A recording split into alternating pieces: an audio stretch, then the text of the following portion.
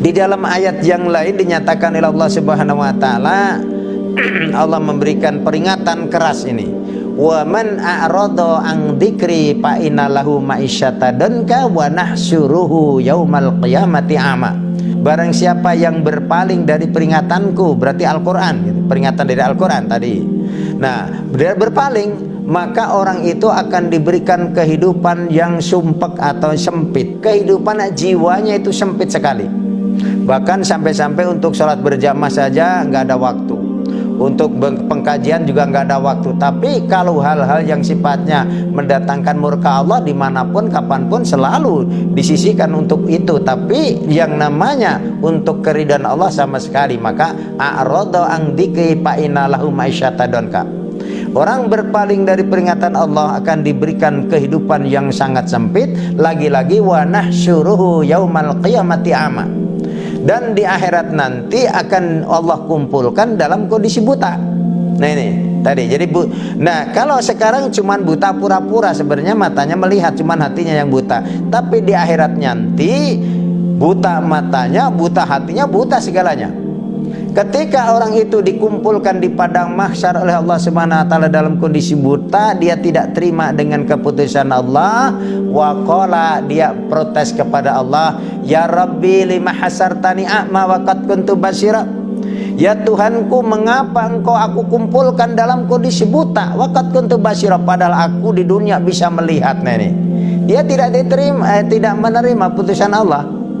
Padahal ada sebab dan akibat. Sebabnya apa? Di dunia ada adzan nggak kedengaran, ada pengajian nggak terpikirkan, ada masjid segitu besar juga nggak terlihat, yaitu buta mata hatinya. Akan tetapi di akhirat nanti jadi buta beneran, dia nggak terima dengan keputusan Allah sampai protes. Ya Rabbi lima hasartani a'ma wa qad kuntu basyira.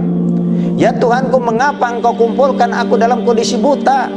Padahal aku di dunia bisa melihat, ya Rabb. Nah ini dia merintih di hadapan Allah Subhanahu wa taala. Apakah dengan rintihan itu lantas Allah kasihan? Enggak.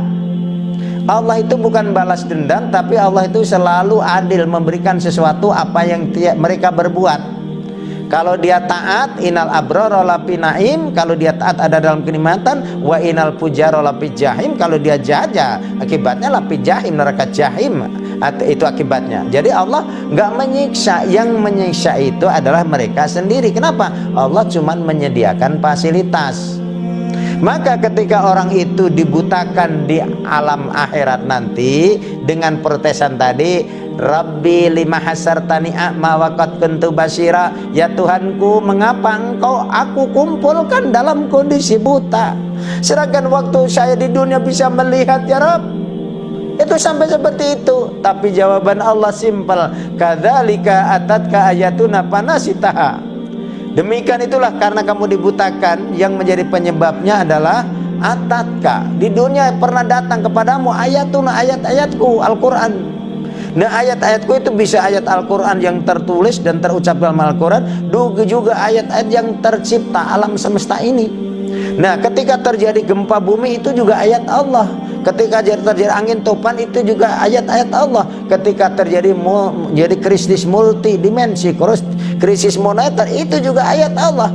Tapi yang semua itu terjadi, wala yadakkaru ila ulul albab, tidak akan pernah jadi pelajaran kecuali ulul albab, orang yang ahli berpikir. Maka orang itu ketika di dunianya tidak mau berpikir, nah baru orang itu menyesali.